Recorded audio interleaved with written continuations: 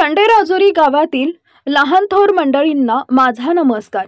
पंचायत समिती व जिल्हा परिषद निवडणुका सध्या होऊ घातलेल्या आहेत। एक खंत वाटते, गेल्या वेळच्या निवडणुकीमध्ये पंचायत समिती गण ओबीसी महिलेसाठी आरक्षित होता। त्यावेळेला तानाजी रुपनर यांच्या सुविद्य पत्नी सुनीता तानाजी रुपनर या भारतीय जनता पार्टीच्या उमेदवार होत्या। आपल्या मिरज पंचायत समितीचे सभापतीपद त्यावेळेस ओबीसी महिलेसाठी राखीव होते, पण दुर्दैव आपल्या तमाम गावातील सुज्ञ नागरिकांनी जास्तीत जास्त मतं देऊनही आपण विजयापर्यंत जायला कमी पडलो। त्यावेळेस अनेक राजकीय गट आपल्या आपल्या पक्षाला जोपासण्याच्या कामांमध्ये गुंतलेले होते।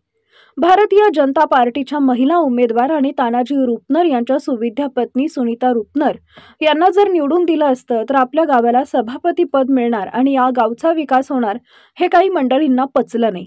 त्यामुळे आपल्या गावात विकास होण्यापासून थोडा बहुत आपण पाठीमागे राहिलो। आता पुन्हा एकदा पंचायत समिती सभापती पद एससी महिला कॅटेगरीसाठी आरक्षित आहे।